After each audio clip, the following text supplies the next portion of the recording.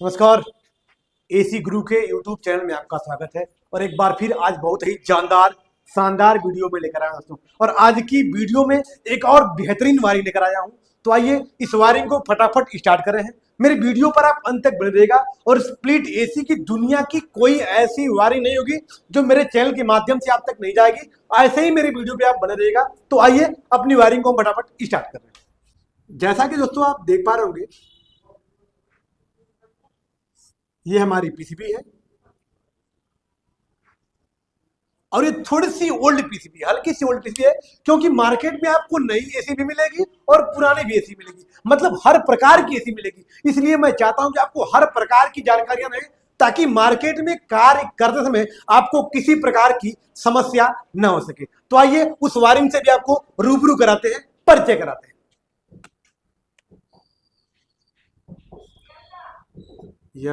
NLC high, medium, लो,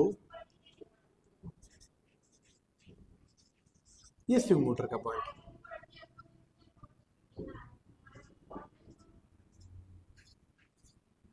ये हमारी PCB है, लंबी वाली पीसीबी, जिसको आपको जैक से नहीं होता था। पहले की जो पुरानी पीसीबियां थी उसमें तार डाल के स्क्रू कसने वाला सिस्टम था। तो ये तार डाल के स्क्रू को कसने वाला सिस्टम है इसमें।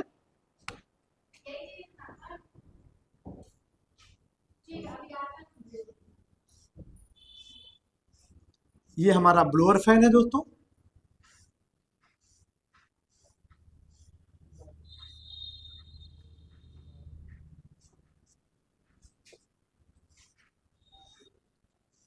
जो एवापोरेटर की ठंडक को खींचकर ग्रिल के माध्यम से कमरे में ठंडी हवा फेंकता है, जिससे हमारा कमरा ठंडा हो जाता है।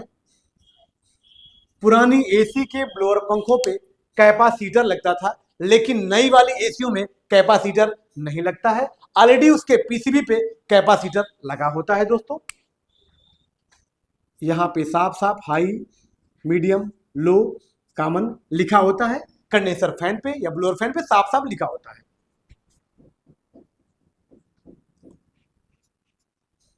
ये कौन सा पार्ट है? Blower fan. नेक्स्ट पार्ट हमारा क्या होगा?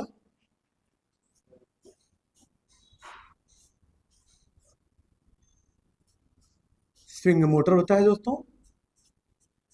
ये भी आप देख पा रहे होंगे, इसमें दो तार है। स्विंग मोटर में दो तार होता है। जो पुरानी एसियां हैं उसमें चार तार या छह तार मिलता है, लेकिन जो पुरानी थी उसमें दो ही तार रहेगा, लेकिन मोटा तार होता है। मोटा तार होने की वजह से ये वायरिंग आज भी मार्केट में टिकाऊ है। और पतले तारों वाले में अधिकांश शिकायतें ये आती हैं कि पतले तार के बीच से अगर एक भी तार टूट जाता है तो हमारा स्विंग मोटर, हमारा फैन मोटर अच्छे से कार्य या पूरी तरह से कार्य नहीं कर पाता है। तो उसमें शिकायतें अधिकांश मिलती हैं, लेकिन इन एसियों में शिकायतें नहीं मिल रही हैं। इसलिए मार्केट में आज भी यह वायरिंग हावी है। इसमें दो पॉइंट है, जिसमें किसी में न्यूट्रल और किसी में आप फेस देंगे, जिससे आपका स्विंग मोटर कार्य करेगा। ये स्विंग मोटर है जो एसी की ग्रिल को दाएं बाएं या ऊपर नीचे करता रहता है, जिससे एसी से निकली हुई हवा पूरे कमरे में फैलती रहती है। ये हमारा पार्टीशन है, इंडोर से आउटडोर तक का। इस पार्टीशन से ऊपर सब इंडोर के पार्ट रहेंगे, पार्टीशन से नीचे सब आउटडोर के पार्ट रहेंगे। अब आउटडोर में कौन कौन सा पार्ट होता है, आइए इनसे भी परिचय कर लीजिए दोस्तों। पुरानी एसीओ में कहीं कहीं आपको सेमी हार्मेटिक कंप्रेसर मिल जाएगा और कहीं कहीं आपको रोटरी कंप्रेसर मिल जाएगा, मतलब दोनों कंप्रेसर मिल जाएगा। लेकिन वायरिंग यही होगी चाहे कंप्रेसर कोई भी हो। यह हमारा कंप्रेसर जिसमें तीन पिने हैं, कॉमन की, रनिंग की, स्टार्टिंग की दोस्तों। अब इसको चलाने के लिए एक कैपेसिटर की आवश्यकता पड़ेगी, जो कितने पावर का होगा? 45 ओम का होगा।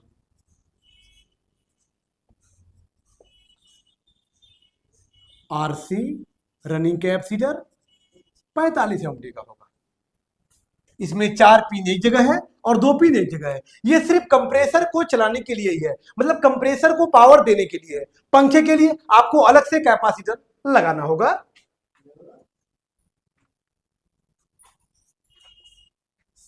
यहां हमारा कंडेंसर फैन है दोस्तों,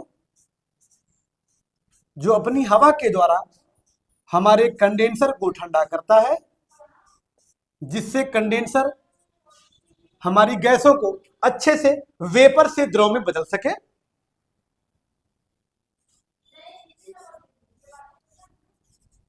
इसमें कुछ इंपॉर्टेंट टॉपिक है दोस्तों। इस कंडेंसर फैन में आप देख पा रहे होंगे 2 तार ऊपर से है, 2 तार नीचे से है।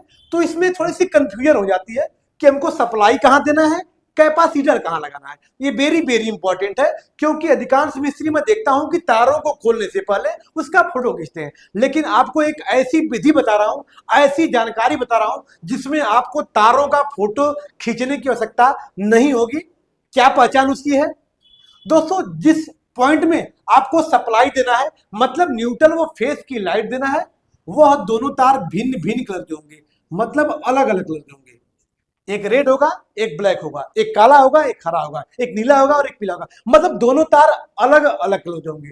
लेकिन जिसमें आपको सप्लाई नहीं देना है, जिसमें आपको कैपेसिटर लगाना है, वह दोनों तार सेम कलर के होंगे। ये दोनों व्हाइट होंगे या दोनों ब्लैक होंगे या दोनों रेड होंगे। ध्यान रखिएगा, ये वेरी वेरी इंपॉर्टेंट है।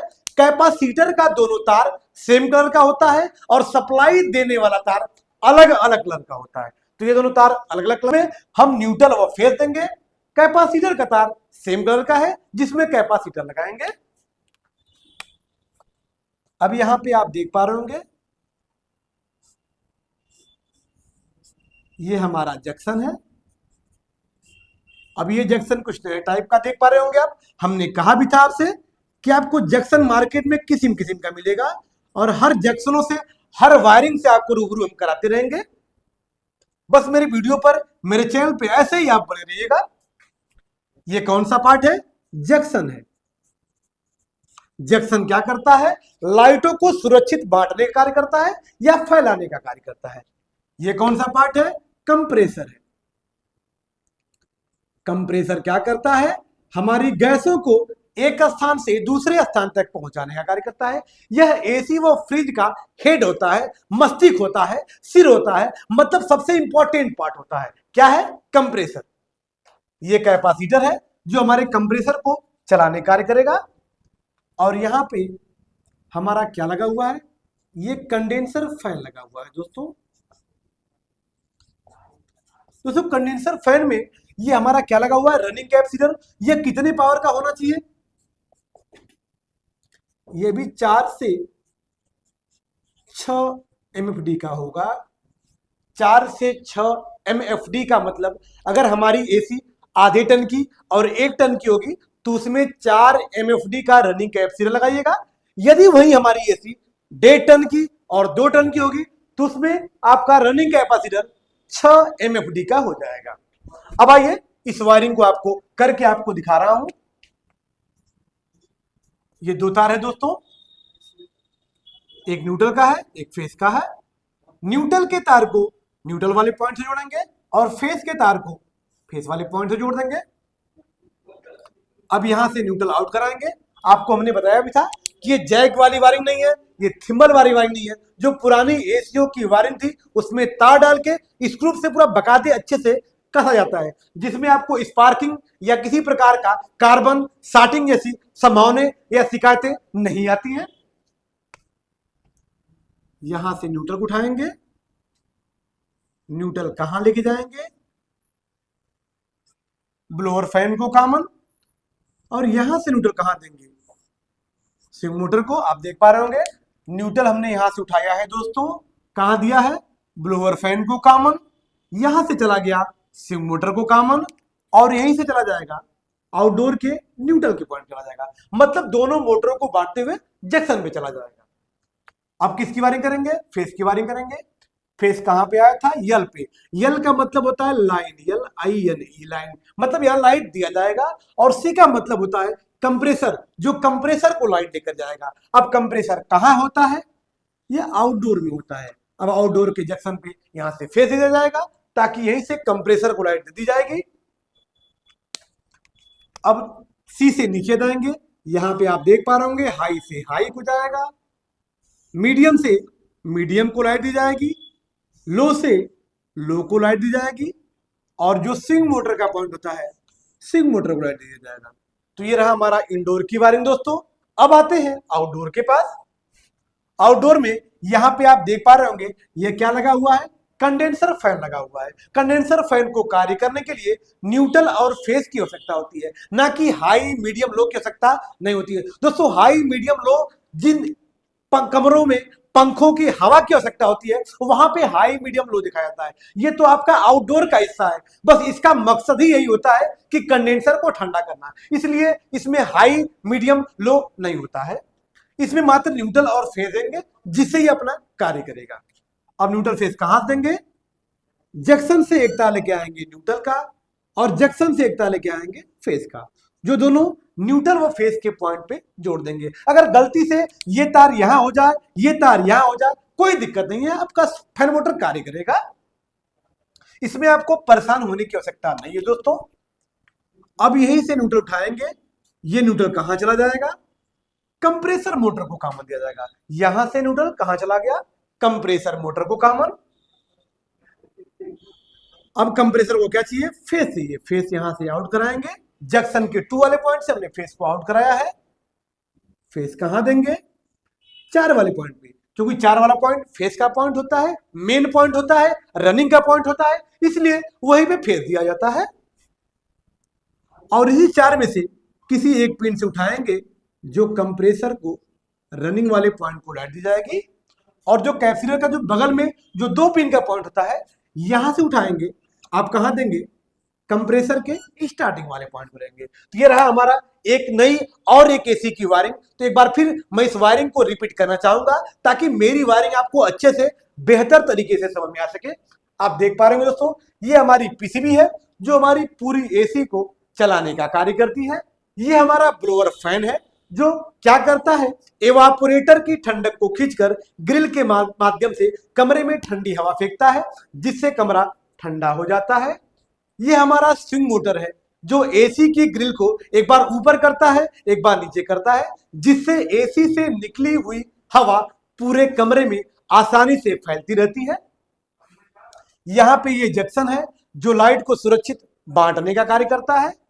ये कंडेंसर फैन है जो हमारे आउटडोर में लगे कंडेंसर को ठंडा करता है, जिससे वह अपनी गैसों को आसानी से अच्छे रूप से ठंडा करके वेपर से द्रव में बदल लेता है। ये हमारा कैपेसिटर है, रनिंग कैपेसिटर, जो 45 एमएमडी का है, जो हमारे कंप्रेसर को झटका मार के स्टार्ट करने का कार्य करता है। और ये हमारा कंप्रेसर है जो हमारी गैसों को एक स्थान से दूसरे स्थान तक पहुंचाने का कार्य करता है। अब आइए इसकी वायरिंग को आपको रिपीट कर रहा हूं। न्यूट्रल के तार को हमने कहां दिया है, न्यूट्रल के पॉइंट पे, यहां से न्यूट्रल आउट कराएंगे। हमने ब्लोअर फैन को देते हुए कहां दिया है, स्विंग मोटर को, और यहां चला गया जंक्शन को, और जंक्शन से ही कहां चला गया, कंप्रेसर कॉमन, और यहां से चला गया फैन मोटर कॉमन। मतलब न्यूट्रल की वायरिंग को हमने पूरी बांट दी। फेस के तार को हमने कहां दिया है, यल पे, सी से आउट करा के हम कहां देंगे, 2 वाले पॉइंट पे। मतलब जो 2 वाला पॉइंट होता है जंक्शन का, वो फेस का पॉइंट होता है। तो यही से हमने क्या दिया, फेस दिया, और यन वाले से न्यूट्रल दिया, जिससे हमारा कंडेंसर फैन कार्य करना शुरू कर दिया। अब यहाँ पे ब्लोअर फैन के पास आएंगे, जहां हाई से हाई को जोड़ा गया, मीडियम से मीडियम जोड़ा गया, लो से लो जोड़ा गया, और स्विंग मोटर से स्विंग मोटर को दिया गया। तो ये रहा हमारा इंडोर की वायरिंग। अब आते हैं आउटडोर के पास। आउटडोर में क्या लगा हुआ है, हमारा कंप्रेसर लगा हुआ है। दोस्तों कंप्रेसर को कार्य करने के लिए आप देख पा रहे होंगे, यहां से हमने न्यूट्रल का तार उठाया, न्यूट्रल कहां दिया, कंप्रेसर के कॉमन में दिया, फेस यहां से आउट कराया 2 वाले पॉइंट से, जो 2 वाला पॉइंट है जंक्शन का फेस वाला पॉइंट है, वहां से हमने फेस लिया, जो कहां दिया है, कैपेसिटर के 4 वाली पिन पे, और उसी पिन से रनिंग को दिया है, और जो बगल में 2 पिन थी वो कहां दिए हैं, स्टार्टिंग को दिए हैं। तो ये रही मेरी स्प्लिट एसी की एक और बेहतरीन वायरिंग। तो यदि मेरी वीडियो आपको अच्छी लगी है, या मेरे चैनल पे आप नए हैं, तो चैनल को लाइक, सब्सक्राइब और बेल आइकन दबाना न भूलिएगा, ताकि ऐसी ऐसी ब्लॉकबस्टर वीडियो अपलोड हो तो सबसे पहले आप तक पहुंच सके। फिर मिलते हैं नेक्स्ट वीडियो के साथ, तब तक के लिए धन्यवाद।